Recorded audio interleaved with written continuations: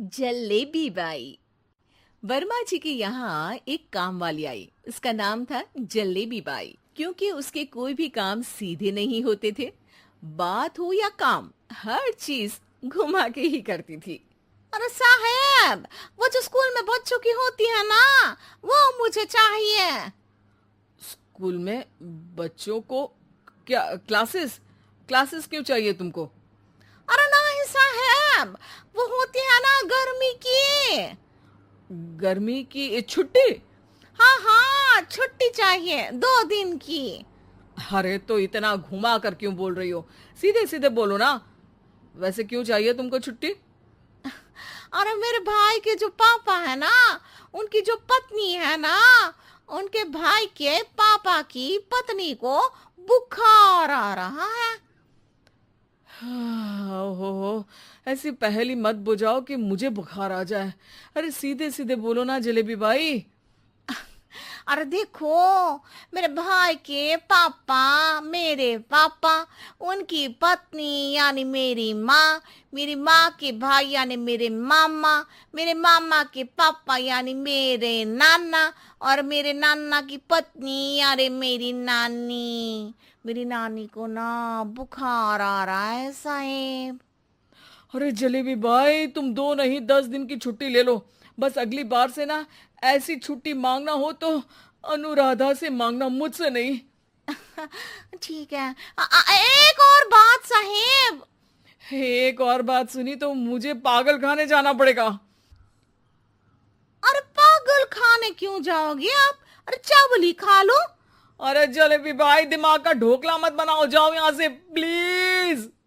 वर्मा जी जलेबी बाई की घूमी बातों से जान बचाने के लिए उसे लंबी छुट्टी दे देते हैं और अनुराधा को बताते हैं। अरे आज तो उसने मेरे दिमाग के तार ही उलझा दिए। कितना घुमा घुमा के बात करती है जलेबी बाई। अरे तुम कहो तो मैं तुम्हारा हाथ बंटवा दूंगा घर के काम में, लेकिन जलेबी बाई को तो और झेल नहीं सकता मैं भाई। अरे शांत हो जाओ, मैं संभाल लिया करूंगी उसे। लोड मत लो आप उसको। हाँ हाँ, तुम संभाल लेना उसको, वरना मुझे नहीं संभाल पाओगी। मुझे आगरा के पागल खाने में ही भर्ती होना पड़ेगा। आगरा क्यों जाना? मुझे तो लगता है जलेबी बाई इस घर में थोड़े दिन और रही तो हमारा घर ही एक मशहूर पागल खाना बन जाएगा। तो दूसरी काम वाली ढूंढ ले क्या? अरे आजकल तो हर काम वाली बाई जलेबी जितनी ही टेढ़ी होती है। निकालेंगे नहीं, सिखा लेंगे उसको हम। लंबी छुट्टी के बाद जलेबी बाई घर आती है। अरे आ गई जलेबी बाई, नानी कैसी है तुम्हारी? और वो जो 2 के पहले आता है और जो 0 के बाद आता है। अब एक। हाँ, 1 नंबर है। अच्छा, क्या हुआ था उनको? जो दिल टूटने पर होता है ना, चोट लगने पर होता है, पगार का पैसा कटने पर भी होता है। अरे क्या होता है? बुरा लगता है। अरे जो सर में होता है, पेट में होता है, और जिसे सही करने के लिए ना आदमी को डॉक्टर के पास ही जाना पड़ता है। दर्द? हाँ, दर्द हुआ था उनका हाथ पैर में। अच्छा बस, मेरे दिमाग में दर्द होने लगा तुम्हारी जलेबी जैसी बातें सुनकर। एक काम करो, ऊपर गेहूं की पोटली रखी है, तुम जल्दी से लेकर आओ, आज आटा पिसवाना है। जलेबी बाई भागकर छत पर जाती है और गेहूं की पोटली उठाने की कोशिश करती है, मगर वजन ज्यादा होने की वजह से उससे बोरी उठती नहीं। वो सोचती है कि पोटली जल्दी पहुंचानी है। बस जलेबी बाई के टेढ़े दिमाग में एक टेढ़ी तरकीब आती है। वो पोटली को छत पे घिस कर उसे बालकनी तक ले जाती है और छत से भीतर बरामदे में बोरी फेंक देती है। लो जी लो, हो गया जल्दी जल्दी काम।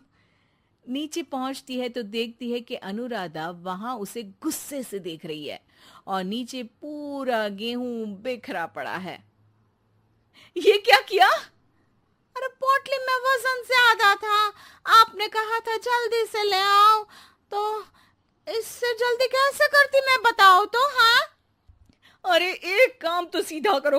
अब क्या करेंगे इन गेहूं का? सब सत्यानाश कर दिया। अनुराधा सोच लेती है कि अब इस जलेबी को सीधा करना ही पड़ेगा, वरना बहुत परेशानी हो जाएगी। जलेबी बाई फिर भी सुधरती नहीं है। रोज कोई घूमी फिरी बात से वर्मा जी के दिमाग में शॉर्ट सर्किट करती है, तो कभी अनुराधा के काम बिगाड़ती। जैसे कमरे में झाड़ू लगाने का कहने पर कमरों की दीवारों पर झाड़ू टांग के कहती, लगा दी कमरे में झाड़ू। देखते ही देखते ये महीना खत्म हो जाता है। अरे दीदी, पैसे दे दो ना। पैसे तो नहीं है।